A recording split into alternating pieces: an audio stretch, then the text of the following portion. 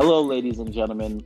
My name is Nate Matthews Leader, and I'm joined by my co-host, Maggie and Tim, and we are the Inside Agents. On this weekly podcast, we'll be discussing hot topics around football and the sports industry from two agents' perspectives.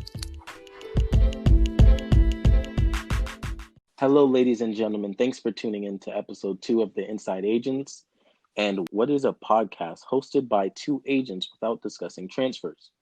Yes, our next episode will be discussing transfers, COVID's effect on football. So, Maggie, first and foremost, can you let our viewers know what a transfer is? First of all, let me just say that this conversation today that we're going to have is exciting. It's very exciting for me, and I love talking about, transfers and, players and how it affects the market.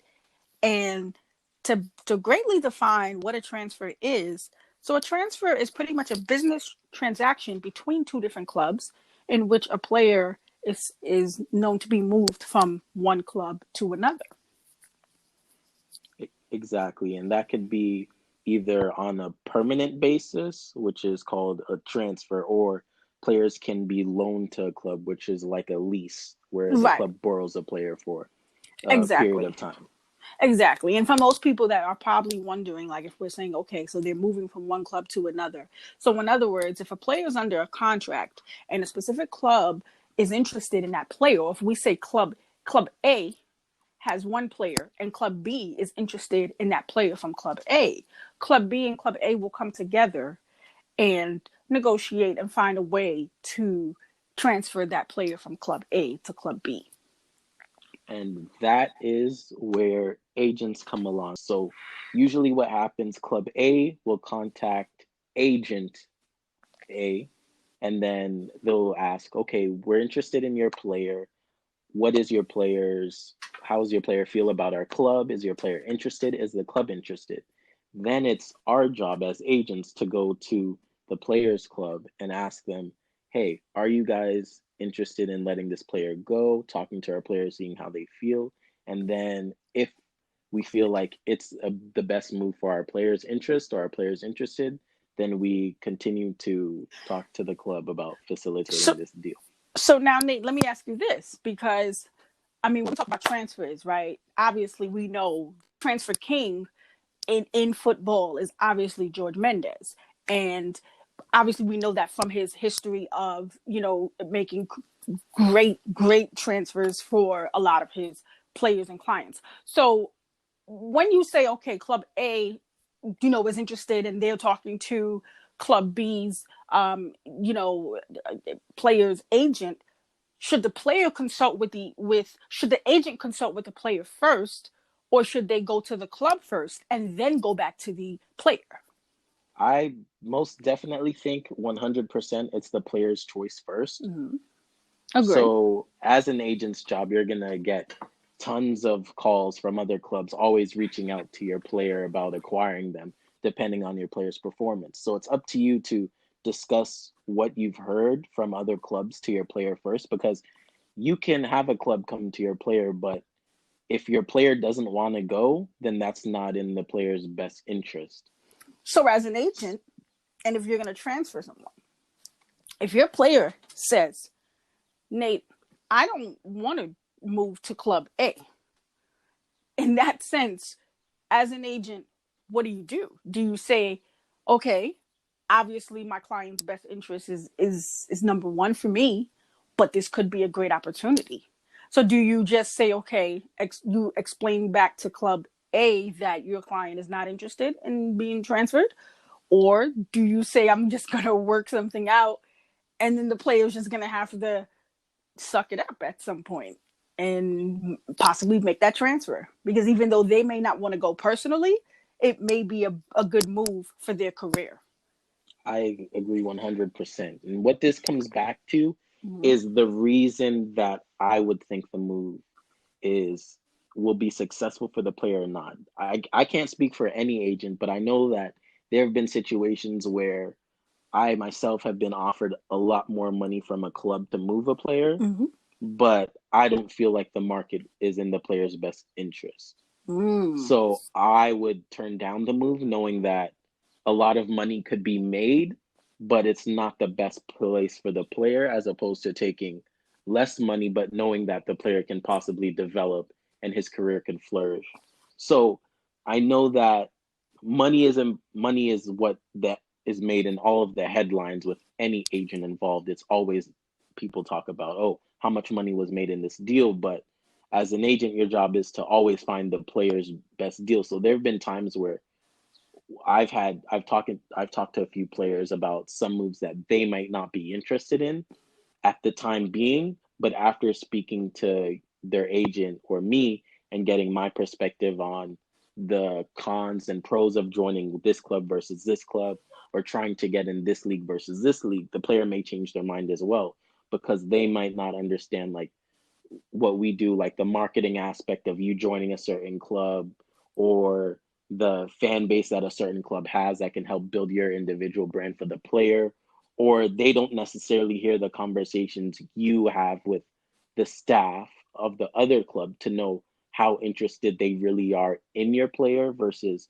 what their situation is at their current club. So always I say bring it to the player first, because you never want to put your player in a situation where they feel as if they're pinched and forced into making a move. Your job is to convince them of the best move, but convincing them of the best move should be for them and not necessarily your monetary gain, And you want if to that keep, makes sense. absolutely, and you want to keep that transparency with your client, because at the end of the day, your client comes first. And so, and what you don't want also is, you don't want to have the conversations with the club, not inform the player, and then, like, in certain instances, or even certain other sports leagues, sometimes a player doesn't even know that they're being transferred. They have to find out either when they get on the pitch, or when they're just finishing a match. And that you don't want, because that can kind of turn into something else, to where it's like the communication is not there, or why wasn't I informed? And so I totally agree also, that I think it's always good to talk with, to speak with that client first, and then kind Exactly. of make Because that move. yeah, because even if we take North America for instance, and they're big into the trading business, like Mm-hmm. I know in Europe it's completely different, where there aren't really any trades for, let's say, like a draft pick, or it's usually just money. It's usually money, or sometimes it's a swap deal, but these deals can only happen within certain periods, which are called transfer windows. And speaking of North Am- Go ahead. transfer windows, I don't know, did we touch on that? I mean, because that is a part of the transfer market. And so for our audience, and just fans and people that are listening in, what Nate is referring to when he mentions transfer windows, is there's two different time periods. So obviously there's the January window that players can obviously be transferred within, and then of course the big one is the summer window, which usually falls between June, Yep. June starts in June. So I think it's June to The Premier well, League this year just it's changed changing. theirs Yeah, it's to changing. the start of the first kickoff. Usually before last year, it was always the deadline day was August 31st Right. or September 1st. That was the deadline day to get all the deals done. Now, with COVID pushing everything back, the Mm-hmm. transfer windows are all moving. So we're going to dive into that, and we can talk about some FIFA regulations, because our one of our main jobs is to take care of our players' contracts. Mm-hmm. So there are a lot of players' contracts who are going to expire, but with COVID, the seasons are pushed back. So FIFA has come out and said that they think that the best practice would be for the clubs to extend the players' contracts to the end of the season, because when the contracts were signed, that the assumption was that the player would see out that season. I personally think that makes the most sense, because whenever I sign a contract or a player signs a contract, we are assuming that the player will finish out the season. Now, this is an extenuating circumstance that we've never seen before. So, yes, I feel the player should finish out this season. unless it does impact his, if the player is signing with a new club and it impacts his move to the next club, then we're going to have to do a little bit more thinking about that. But overall, the FIFA guideline to extend the players' contracts until the end of the season, I believe is the best practice. But as Maggie, you know, some leagues have ended their season already. Like the Dutch league Absolutely. terminated. Right. And They've decided some, and that was going to be my question to you. What happens in that case where you have leagues like Bundesliga who just decided to restart, you know, their season, you know, or continue, I should say. But then you have leagues like possibly La Liga, that's not sure. But then you have cases like in France where the French league, you know, 1 and 2 decided to just cancel the whole season, so they're not restarting until September. So what happens to players who are playing in France, for example, and their contracts expire, you know, the end of June or whatnot, and then the new players that signed, that possibly maybe signed and are supposed to start, let's say July. What happens then? see, now that I feel like it's between the clubs Mm-hmm. to decide. Like even FIFA guidelines do say that it's between the two clubs to come to an agreement on what they decide they're going to do for the player. Mm-hmm. If the player is a free agent, though, then it's basically up to the agent and the player what they decide to do. Me personally, I say finish out the contract in good faith Mm-hmm. and finish out the season. And then once you Okay. finish out the season, hopefully the club that your player signs an extension and stays at the club. If he's not happy, then you talk to his club, his new club, and discuss what they feel is best. And also talk to your player too, because you may have a player who's excited to leave and he may be like, listen, my contract ends. I know that I signed it in good faith that the season would end. This is a situation I've never experienced before, but my whole family and I have already planned on moving on to this next club. So once my contract ends, I don't want to leave and join. I want to leave when I sign that date. Right. Also, we have to understand that with COVID, a lot of clubs have been hurt financially. Absolutely. So there have been players who have taken pay cuts already, which will affect the transfer window because now a club may tell players, like some Premier League clubs have gone to players and say, okay, we're going to take a certain percent of your salary away. Now, as a player, how do you feel if the club announces a $100 million signing, but yet you're still owed money on your contract? And that's where the whole thing gets complicated. It gets tricky, but I have to say, let me just give a big shout out to the sports attorneys and the lawyers, especially within the football industry, because they are working like crazy right now. Because that is, if anything, they're between the lawyers and of course, you know, us as agents, we're constantly trying to figure this out because that's a big deal.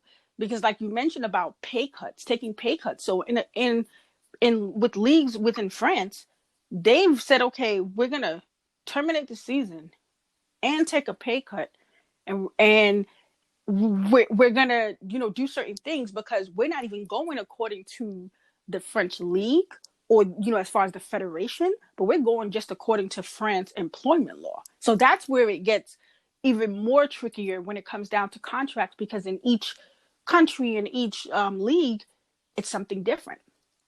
You know, it's something different Exactly. that's happening in America. Here it's happening also, where there's a specific league that is also looking to take a huge pay cut, like, and quite frankly it's ridiculous, but we'll get into I've that a little later, because that's definitely, I definitely want your take on that, and I could speak to that in particular because I have a client that's going through that now. So it's and I have one as well. yeah, so it's And like I'm sitting there scratching my head like, wait, what is going on? That's a huge pay cut. yeah, A huge pay also cut.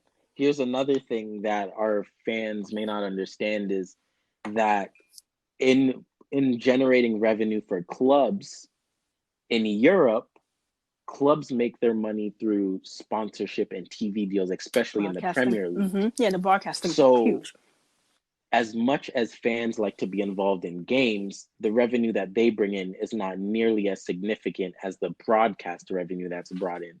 So I know that I've had conversations with different leagues and different contacts throughout Europe, and the main reason for players to go back and clubs to go back is not necessarily to finish the season, it's the financial implications of not finishing the season, which outweigh them actually terminating it for people's health. Yeah, So I mean, it's all a listen, risk that the clubs are taking. broadcasting part is very huge, and it's huge across all leagues.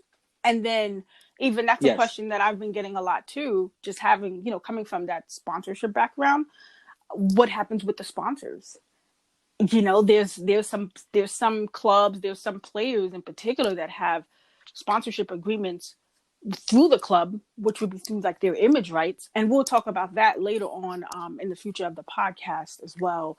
um, yeah, it's there's a lot involved in it, but it's going to be very interesting. I'll say this: I feel like this summer transfer window is going to be interesting. It's going to feel like a January transfer window. What do you think? Yes. You think it's going to feel like January, or you feel like it's going to be its normal thing? Because I'm already seeing players, their values have dropped significantly, and it's Oh, and it's expected. yes. But I'm seeing certain players that obviously their value is still the same, but or it may have decreased just a little bit.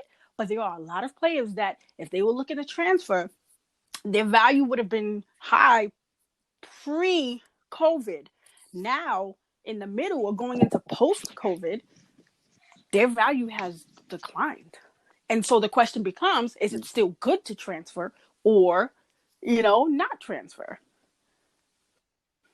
It's that is a very good point because KPMG did an analysis I on saw that. player That was values really good article. before and after COVID, and even every single player has literally dropped in value to up to the whole football market has lost Mm-hmm. $10 billion just on players' value during COVID. So I think personally, it's going to be a very interesting window, and we're going to see a lot more swap deals that we've seen recently. An example of a swap deal was the deal that Manchester United and Arsenal did, where Manchester United and Arsenal swapped Alexis Sanchez for Henrik Mm-hmm. Mkhitaryan. I remember that. That I think we'll see more. I've gotten requests from clubs in top divisions now, and they're looking more for free Mm. agents because they're just not willing to I'm pay glad transfer I'm fees. glad you went into free agents, because that was going to be my next question to you about free agents. So now you have a lot of these players that, a lot of them, their contracts are coming up and it's expiring pretty much by next month. And it's like, okay, we don't want to resign. Or you have some clubs within certain leagues in certain places, especially, I'm going through that on a daily basis now, just trying to figure out even what some of these leagues and clubs are doing. And it's to the point where now a club is saying, hey, we'll have 15 to 16 free agents and we don't care. We're not going to re-sign any of them. Also, I think this is a very good time for youth development and just bringing in players, I would say, from less affluent situations. Like, I think the South American market will be good, the Latin American market will be good for Mm-hmm. European Africa clubs, as well. as well as the Absolutely. African market as well, because I've even got requests from clubs where they know that they don't have to pay a substantial amount for a player, and they won't have to give them as high of a salary as they're Mm-hmm. used to paying. So they'll cut costs that way by saying, hey, we're just going to bring in either a player from South America or a player from Africa. So I feel like, or they may just invest in their youth development and say, listen, we're going to play some of our youth players because they're still on the youth salary or the scholarship, I should say. And then there's also the scenario of just clubs in general just saying, hey, listen, we're trying to sell our top prospects, but now they're looking at a loss because there are players who, let's say, have 2 years left on their contract, and the club thought, okay, this summer I could cash in on that player. Now it's looking like you either have to re-sign that player or potentially lose out on them for free next year, or you're going to let them go for a discount this year. So it's really a buyer's market.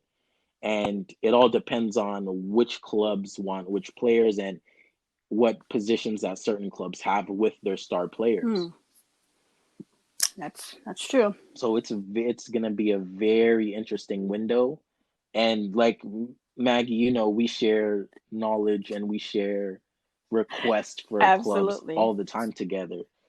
And it's just the requests that we've both seen recently have just It's been like ridiculous. Yes. unprecedented. The only way I Yes. can say it's Yes. really unprecedented because there have been top flight clubs and leagues all over requesting players and salaries and fees that we've just never seen before. So even it's our job as agents to even explain to players, hey, we know that usually your salary should be this much, this much, this much, but the situation that the clubs are facing now, they can only afford to pay Right. you this amount. So the players, honestly, the luckiest players were the players who signed a deal this year, 6 months Yes. prior to COVID, Yes. because they're safe. The ones who were in the negotiation rounds with clubs have put clubs in pretty tough positions because you know that, hey, some of your teammates are making this much, this much, this much, and now it's time for me to renegotiate. And based on my performance, I was expecting this amount of money, but due to COVID, I'm now faced with the reality that, hey, I can be making 1/3 or half of what I thought I was valued before this. So And honestly, it's that's very interesting interesting. that you say that in regards to players like knowing what other players are making. That's another topic that we will get into as well, because I've always found that to be very interesting. How, I mean, players will know what their peers are making and then sometimes even demand to make the same. And I'm like, well, you have to look at the position. You have to look at when they sign, what contract they sign, how did, you know what I mean? It's so many questions. So that's Yeah, a topic, because Nate, that we that's so definitely true. have to cover at some point. Because it's a good one. It's a really good one. Most definitely. And one league that we know does it, and it's not a hidden secret. The MLS posts Yes, which everyone's salary, I the MLS can't Players understand that. Association. Like I yeah, I don't know. So for me, for me as an agent, it's good. I mean, it's Mm-hmm. good and bad because when you can research and compare True. players' salaries, it puts clubs in a tough position though, because if you have a player outperforming a certain player in a certain salary bracket, then there's no discretion that they have to say, oh, the person's not making that amount, but the league has all the salaries posted, so you can look at it and say, hey, listen, my players played X amount of games, provided this amount of assists, or had this amount of clean sheets. I don't see why they can't be compensated the way you guys are compensating another player.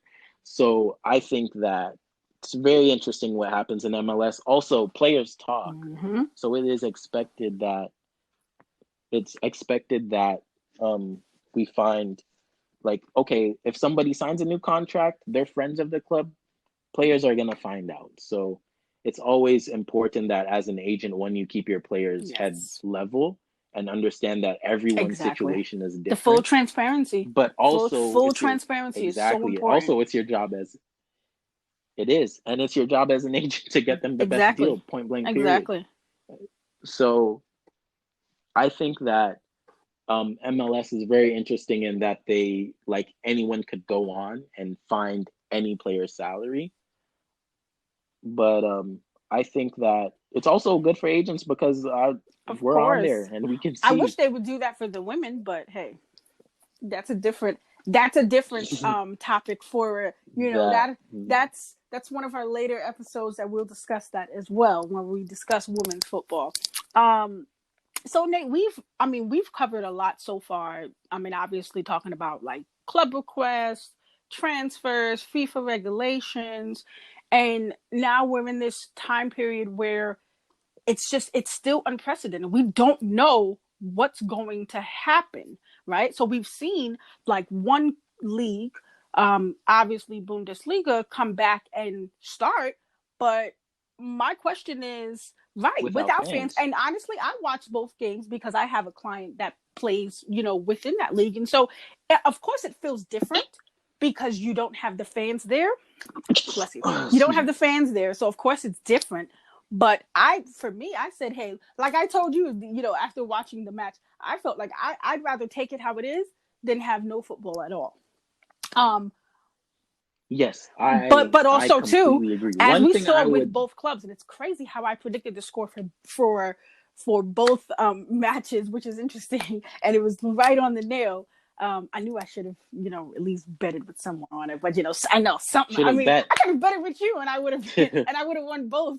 But my thing with that is, right. So we saw the success, and I was saying this to a friend who's also an agent. I said, look, you know, when Bundesliga comes back and they're playing, whether there's fans in there or not, this is how you're gonna know who's really about it, and that they really love the game and that they couldn't wait to get back on the pitch. And that was displayed. So now my question is, with the other leagues, what's the decision? I mean, because we obviously know France is ruled out. So we know the French leagues, they're out. So, okay, Yeah, they're out. So Belgium Belgium is out. out as So well. now I know La Liga is trying to Dutch figure it out. is I out. hear English Premier League is thinking about, restarting in June, but it's going back and forth.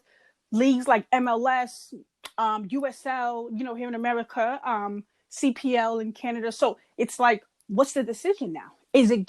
Is the decision, or should the decision be to shut down, or should the decision be to kind of follow what Bundesliga did and said, okay, this looks like it was a success and they played it very well. Maybe we can try that too. Should they try it or should they shut it down? I am gonna say each league is different based on. I think the Premier League is gonna come back because I don't think they Mm-hmm. have a choice financially. Because they make so much money on their Yep. broadcasting deals, they're gonna owe billions of dollars back, hundreds of millions of dollars back. So they're gonna try to figure out a way to finish the season.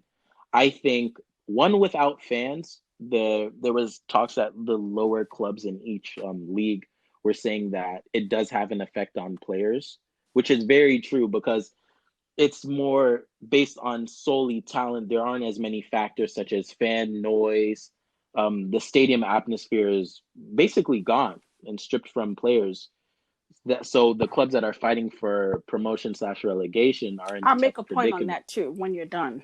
Um, in regards to other leagues, so I would say the leagues that generate more revenue on the fan side, like let's take I'll take MLS and CPL because we're both in North America and I'm in Canada. I can't see the leagues going Mm-hmm. back to play without fans because they lose out on a lot of revenue that way. Because most clubs make money Right. through their ticket sales. So in MLS and CPL, Bless you. sorry, you may find more fans that have just the clubs can't literally facilitate or function without ticket sales. Like the lower the leagues get, the Mm-hmm. more important fans become. So I honestly personally think that if clubs go back to play without fans, it's gonna be hard for them financially to so they're gonna be forced to generate more sponsor revenue.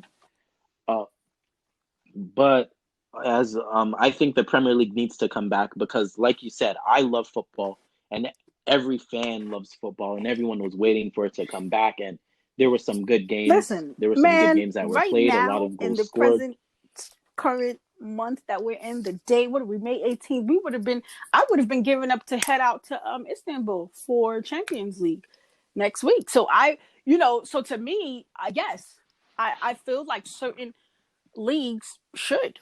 I feel like they should, but taking safety precautions, definitely taking safety precautions, implementing that. So that is why you have, um, some of their healthcare staff, right? Like the doctors and the clubs, doctors and different people within and their relationships with hospitals and things like that. So just taking those safety precautions, obviously, to wearing the mask, making sure there's enough sanitizers there. I think if it's a situation where they're worried about fans, for example, right, with certain leagues. So this is where there's two ways. And I was thinking about this even just watching the matches this past weekend. I said, well, man, with the power of technology, I'm sure that there's some type of virtual reality company that, if they're not already a sponsor or some way a partner, implementing a way to get the fans from these clubs. So let's take Arsenal, for example. We know they have a huge fan base. So that the fans are not completely missing out, why not create something to where those fans watch the match, obviously virtually from home or wherever they are. They can tune in, but possibly using one of the jumbo screens at the stadium to show the fans on the screen. So, in other words, like the audio from that comes back as if they're still there, even though they're not physically there. Because for certain clubs that play, if they say, okay, we still want to hear some type of fan base, or we want to hear some kind of fan noise and some fans cheering them on. And so by having the fans just tune in virtually, and that's attached to, like, let's say the jumbo screen, I feel like that would be very good. I look at certain brands and my relationships with certain brands, and I know that there's brands that can actually pull that off.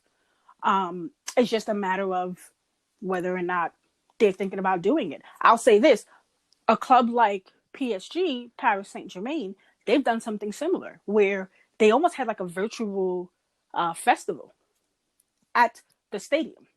So it's Yep. possible. And maybe, things just have to shift to digital for right now, and figuring out how to keep the fans still involved. But unfortunately for leagues like MLS, like you were mentioning, CPL, even USL, yes, it's tough. Um, it's it's tough. I com I completely agree with what you said because I know that a club in the Bundesliga actually allowed their fans to pay 20 pounds Of to have a themselves. Yep. virtual Yep. cutout of Exactly. themselves in their seats. I hmm also brought this up to you over the phone when we were watching the games that I think that in stadiums, you're right.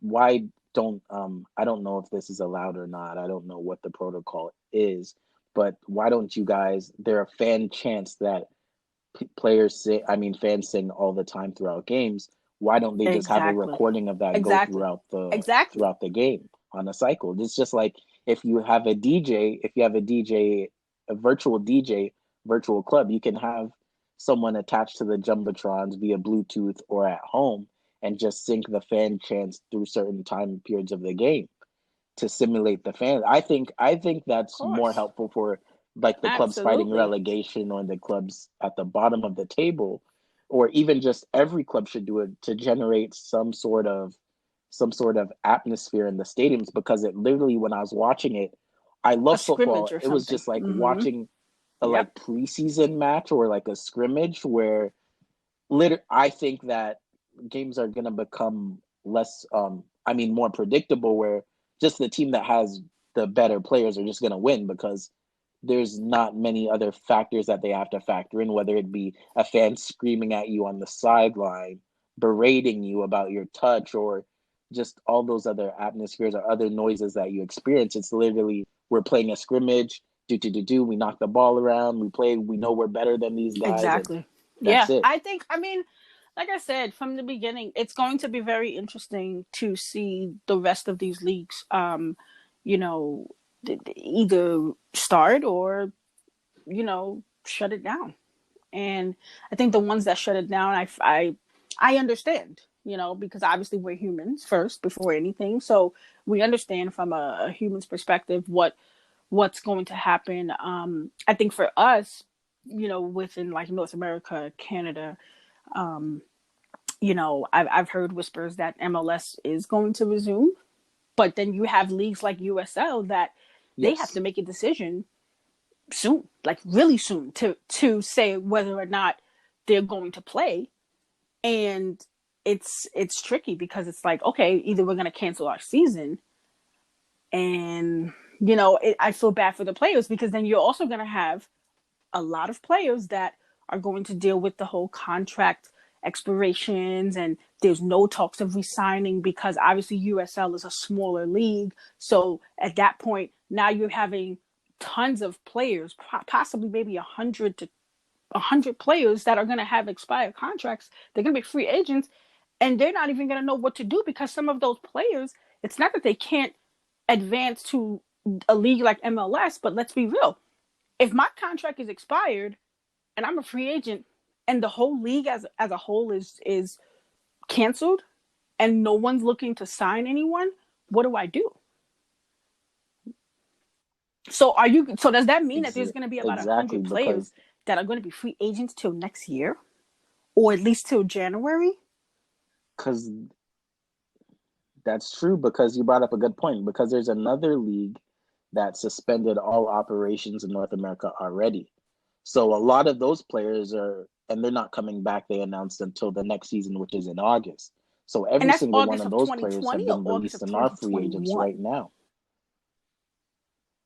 They're saying Mm, August 2020, but yeah, we know what that means. There's some league, the league may come back, the league may not. So the club has told some players, hey, some clubs have told players, we're gonna sign you back for sure when the league starts again, but for now you have to apply for wow. unemployment and things like that. And there are some clubs who just terminated players' contracts already and Wow. said, well, best of luck to you. That's unfortunate. That's really So unfortunate. I think So, that so then here's my question: what's the it is purpose of really having players' unfortunate. associations? I mean, from a North America side, right? What's the point of having like an MLSPA and a USLPA? Like, what is, because now if they are dealing with that type of situation where it's canceled, they're a free agent, they have to file for unemployment. Man, like that sucks. It Yes. is this very sticky situation.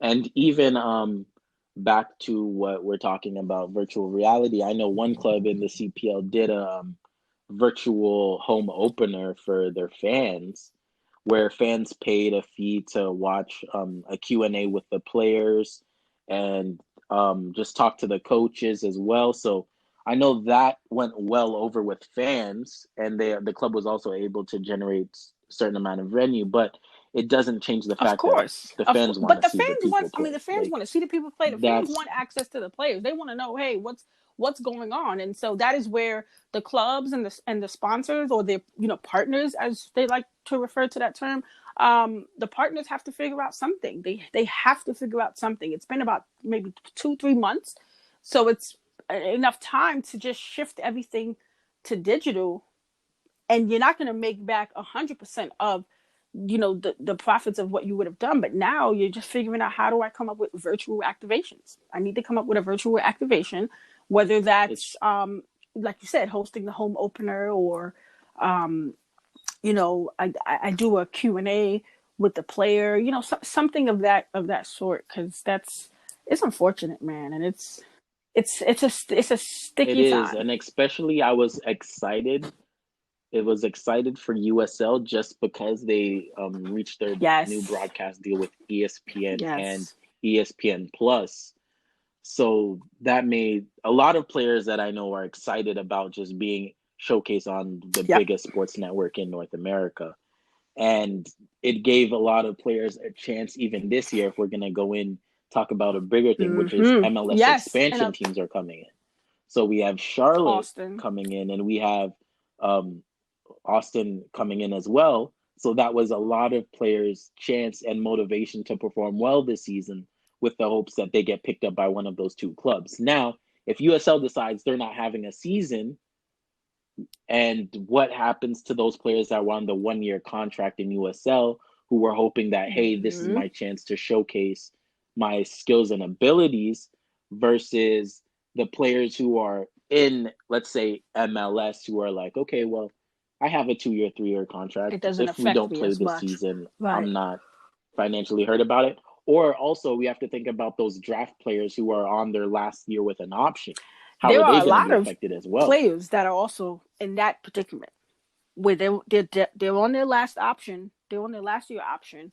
Um, but it makes me wonder if I'm an MLS expansion club, for example, or just an MLS club, maybe it's not a bad thing to look at some of those USL players, especially if they're coming up on their last year or this is their they're now free agents.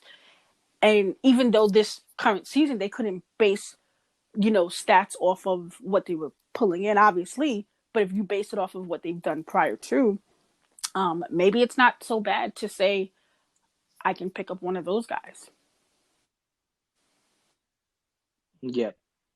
Yeah, it's all a risk that clubs are gonna have to take, and it's our job as agents to find players the Absolutely. best situation for them and to pitch our players the way we need to do, and just keep the dialogue open between agents and clubs and agents and players and agents and associations because at the end of the day, we all need to get through this together.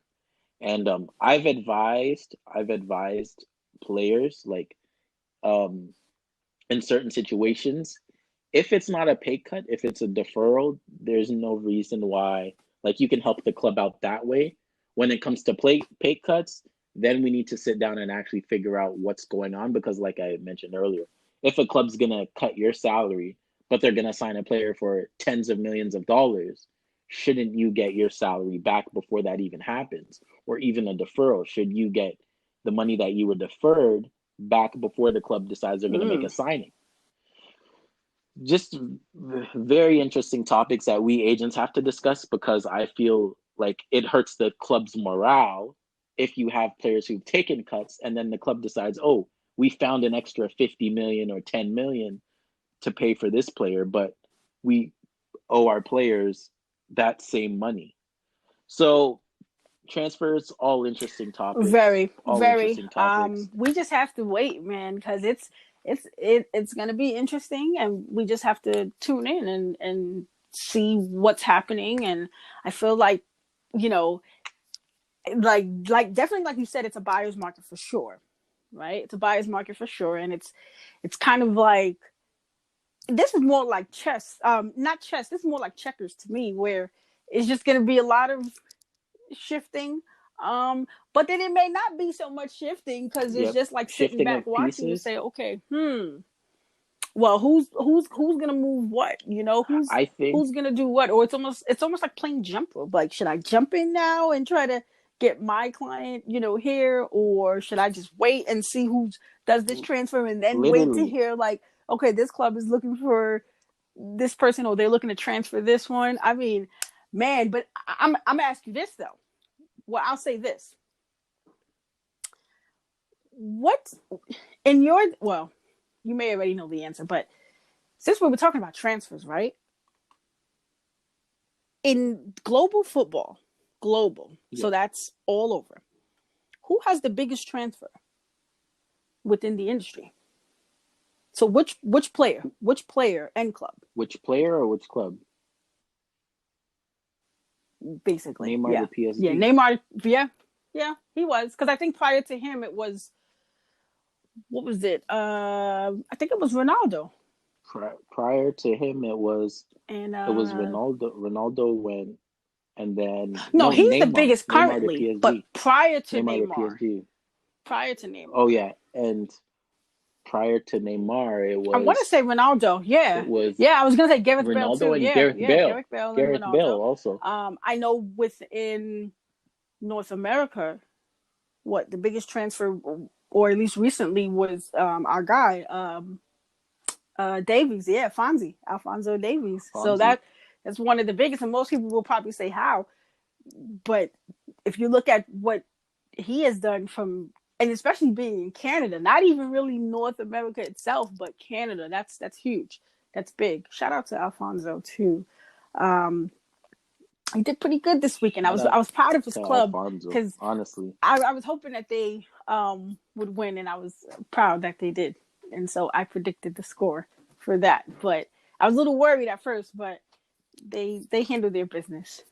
They handled their business. But yeah, I mean, like I Yeah, said, the transfer market is interesting, man, and it's yeah, this one is definitely going to feel like January with a twist. With a it's twist, gonna it's feel gonna have a like little twist. January, and it's gonna feel like a domino effect. I feel like if one club doesn't move, then all the other clubs are just gonna continue to fall into the place. And if clubs are stagnant, Who do you then think is this is just going? gonna be Who a do you stagnant think will window. be the hottest topic or the biggest transfer this summer? If you had to predict, let's say. There are, mm, based on the contracts and the rumors, I would say, I would say there's three people. I would say, because I'm an Arsenal fan, I'm going to talk Oh about everyone's Lord. interested to know Yes, what that's you know what? I Aubameyang is will going say to that. do. I will say that. I'm really interested. What do you think his move is gonna be? Every, I think it's going to come back to, there are three things that I always talk to about with other agents and my friends. It's one of three things. One, what club is going to pay what he's worth now, where Arsenal will agree a deal to happen. Two, what club is going to be also on top of Mm-hmm. that going to be able to afford his salary? Because that's another thing fans may not know is the transfer that you see is Yep. just the payment towards the club, not necessarily the player as well. So that may be double what you guys actually see, so what the club's actually going to spend in that player in general. The third option is I think maybe Aubameyang does end up staying and signing an extension just because Arsenal, it's going to be hard for them to Yeah, go into the because he'll market probably. Do now you and think replace he him. would get a lower? Like basically, they'd have to sell him at a discount price, maybe. Mainly because so it's better for Yeah, him to stay. literally, you'd have to sell Okay, him so at a that's discount. one. Who's number two? You know, number two is, you know who I'm going to mention. You know who's coming number two. Mr. Of Mr. course. Borussia Yeah, Dortmund. You yes, know who that yes. is. Sanchu, Mr. Jadon. Sanchu, my guy, That, Sanchu. Mr. Sanchu, your guy, the one we talk about often. You know what? I think just everything that's going on with him, I think that's the Yeah. hottest topic in transfers right now With because yep, everyone's trying to figure absolutely. out what his decision is going to be, what he's going to do. And I also wanted to bring up, because we spoke about this, I messaged you as the game was going on, and I was like, wow, it's very interesting what's happening. Yep. And the reports that are Yep. going to come out about your boy, it's going to be very interesting now because reporters, media, everybody What do you is tuned think? into what's going on So, with do this you club. think he should stay, or do you think he should go? And if so, I mean, to where? Because we know it's narrowed down, obviously, to get him back to England, but you know, obviously back within the EPL side. But which club in particular fits, fits best for him? Yeah. His playing style, I think for sure Oh yeah, that's out. he's That's not definitely. going back to Man City. First of all, That's I I feel don't like I they're don't I don't they're I like don't I shaking don't their think that's heads happening. because they're like, damn, like to think. Also, I wanna shout out Jadon, because listen, what he did, every other English footballer is now looking Man, at the leaving conversation and I coming had back because of yesterday, him. the conversation I Because had of him, there yesterday. are I'm not going to so say this particular player's name. I like him a lot. They're calling him the 2.0 Sancho. And if I say that, I think you know where I'm going with this. And it's interesting, oh right? The club that I he's know with exactly who you're talking and what about. his decision is. And I'm like, wait a minute, why is he even discussing that? Let alone he still has about right, Where was his right. agent or And PR? and and then Yes, I know and exactly then what you're I'm talking, because like, we saw the and he same still has thing, like a few and years I left in was the college. like, you I'm know like, whoa, what? why is that even being discussed? What's going on? Like, yes. Listen, man, Trust me. man. Honestly, Sanchu literally was the outlier who decided, listen, I'm gonna take a risk. I'm gonna leave and come back, and I know it's gonna Absolutely. pay. Look Actually, at it the already has value, paid but off look at for the him value, how he tremendously, has, tremendously. I mean, just grown over in every aspect as a player, as just a young gentleman. He has grown, and he Yeah, has matured. And I think, my he's opinion, top I'm notch. I'm caught in between, because being that he's from England, it's always great to play home. It's always great to play home. That's where you're from. You're gonna rep it. Yeah, He still reps it no matter where he's at. But um, I also feel like he has grown in Germany. I Man, I'm caught in between, because some days I'm like, man, he should follow his heart. Follow the best decision for his career. But then I'm also like, well, maybe he could stay another year.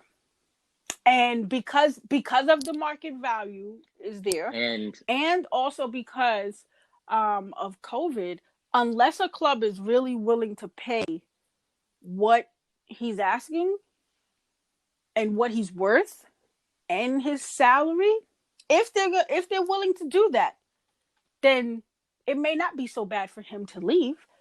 But if they're not, then he should definitely stay and just get an extension, honestly. I think it's true because, as you know, I was in Germany and I Mm-hmm. was with some of the coaches from that same club, and we were talking about him. Just because there were three Yep. players I talked about: Pulisic because we're from North Raina's good. America, Yeah, Raina's another Giovanni one. Reina because we're from North America, and Mr. Sanchu because I feel like he's just killing it over there. And this coach happened to be from England and worked for the Premier League as well, but now he's with Dortmund. And I was just saying that, wow, like Yes. the way you guys can develop these players, it's just Listen, another avenue. Because hands even let's look down at Haaland. to Germany, okay? If there's three particular markets, I always say players should go for development. And I think you may agree with me on this, Nate. I always say you got Germany, you have Belgium, and you have Netherlands, or if you want to say Holland in particular. Those three are the best places. If I had a kid, if I had a son, which when I do decide to have a son, he will be playing football. He could be 12 years old. I'm shipping him to one of those markets. I'm sorry. But, like, listen, you're going to go there and I'll come visit, and that's that. I told you, Maggie, I got Oh, to do yes, whatever yeah, I can to get yeah. that European Like, passport. listen, I'm brushing I up on have my to do German. I'm whatever trying to I learn can. German. I'm trying to learn Dutch, because, like, it's just, it's amazing the talent that comes out of those areas, right? And Sanchu is a prime example. He's a prime example, and so I mean, maybe stay another year. Maybe stay another year, and You know what, maybe. Maggie? I think he should. I think he should stay another year. But I'm also gonna say, since we're talking about development guys, we are definitely going to have a topic Yes, we about will. what's going Oh on in yes, U.S. that's a soccer and whole their nother. development That one since we the may DA need to get shut a down. guest for that one, because that That have a is special another guest episode. on to also give their take on that as well, because that's a whole nother topic when we talk about development. But the interesting thing about Sanchu is, if he does decide to go, they've already got a couple of prospects to replace him, which, if all works out, it's going to be interesting. It's going to be very, if they're going after who we discussed before, Oh my goodness. It and is if it going to be does very. work out, yeah, it's going to be, it's kind of like, it's not really a loss for them, nor will it be a loss for Very. Sanchu, because if he does go to, let's say, Manchester United or Chelsea, um I just, I was thinking that too, because I'm like, it's just so many I hope guys. it's They have not a great Chelsea. I'm going to say that squad, because but I you know just feel why? like I don't. think he fits into Chelsea. Yeah, I just feel like, okay, if you're not going to go to Manchester His playing United, style. then. But then some people are like, well, maybe he fit good at Liverpool. But I'm like, I don't know. I don't know. You know what? The only way I could see Sancho at Liverpool is if one of the other Mm. wingers leave. And I'm gonna say I've I've heard from my people over in Mm-hmm. Senegal that Yeah. before this all Yep. happened, there may have I've been heard some some things movement at too from Liverpool. some folks There over may there. have been So, some you know, movement at Liverpool from some reliable, close people to, yes, you I've know heard. who it Trust, is, I've a lot of Mr. shifting Mane, going some on over close there, people even to him. from not just Mane, but even from the whole their partners. What's happening with that? A lot of things are just gonna. It's yeah. Yeah. Oh yeah. Yeah. Yeah. Oh, Wait. and That's the gonna be Nike great for deal as our well. like Can't wait to booth get into deal that. and partners discussion. And I don't know, man, but we just have to wait and see what Sancho's decision is going to be. And we'll know pretty soon. It's coming soon. That decision will be coming soon. So now my next question is, who's your third? Who's the third player that you feel, he's a hot topic?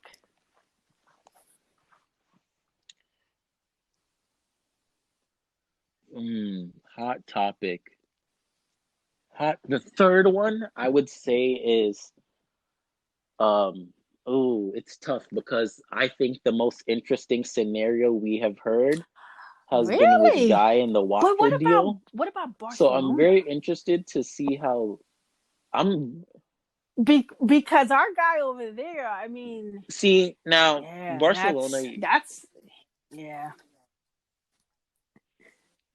See now But his that contract does Barcelona expire rumor though. is very It is interesting. expiring this year for Like, sure. mm, But the question is he going to resign, or mm, does he wait to see what another player does and makes the move? Because then, But see, that also becomes a question of mine too. It's like, does it make sense if you're playing for Barcelona?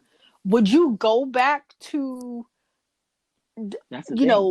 a Does it make different league sense? like Bundesliga? Does that make sense to leave La Liga to go there? You get what I'm saying? Because most of those players that are on the other side, they want to come there. So the question becomes: does it make sense to re-sign, or does it make sense to look elsewhere and see if you can get the best deal?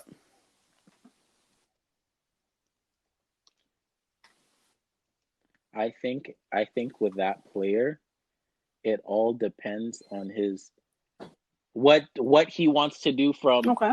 let's take away football from a marketing and Mm, media that standpoint is true. and where he thinks he's gonna grow. Because I think I think Barcelona Absolutely. you're is one of the biggest clubs Absolutely. in the Hands world, down. top three. Like if you ask anybody in the world, what Barcelona is always there. So and also I know that it depends on the player's lifestyle too, because in Germany the lifestyle is just Yeah. completely different from Barcelona or Spain in general. So I don't know. That's a tough one. I would if honestly Yeah. I'm if I'm playing I'm staying at Barca. If I'm not playing, I'm leaving and going to Bundesliga because one their fan base is huge there. They have great players, good for development, and it's good for your career. But But if you're not if you're at playing as Barcelona much, and you're playing I and you're probably would happy, go to figure out a way to Bundesliga stay. because um now that I If think about it, and even when you said it, it does make sense because now not only would you be playing, but even from a marketing side, it would be you would see the difference. Like you'd really see the difference in what that player was doing in Barcelona versus what they could be doing there. It's almost like they become that franchise player now, and it's all gonna be around. Like I said, if our guy most def- decides to go somewhere else, then chances are he may just come in. Right. Yep. And it's a smart And move, though. To me, that's it's a the smart move domino to effect. always, if I'm a Exactly. player, I'm looking That's at what the other players domino are effect of doing the and transfer market. seeing the shift and how it's going and where they're going. It's always interesting. And even more so for us, because as an agent, it's your Absolutely. best job to find your client the best possible deal.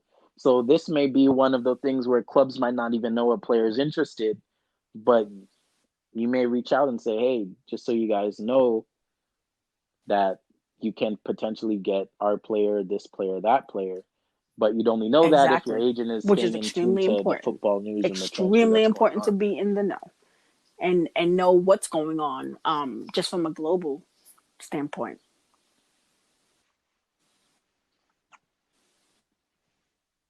Yep, 100%. I mean, yeah, So, we guys, we've we had you over we for went over in an today hour, with and I we're told you gonna, transfer market is like it's fun. I mean, yeah, it's fun. It's interesting. But of course, we yeah. do have a lot more in store for you guys. Nate, why don't you tell them what else we have coming up? For the or at least as we wrap up. Yes, definitely. We're gonna give you guys the youth development in North America and the DA conversation, because there's some very interesting things happening over Mm-hmm. in US soccer and North America from a development standpoint. We're going to bring you a talk on Yes, from women's equal soccer pay. in general, what's Yes, going from on in equal women's pay. football, whether it's the WPL from equal pay, youth development from the women's standpoint. We're also going to have conversations on sponsorship boot deals, Coaching. and also scouting past COVID and what scouts are doing and coaching through COVID as well. So please stay tuned Yes. to a lot more talks that we're Next gonna week. have. I Next hope you week. guys Next enjoyed week. this Thank you one, guys so and we much. will see you guys next Friday.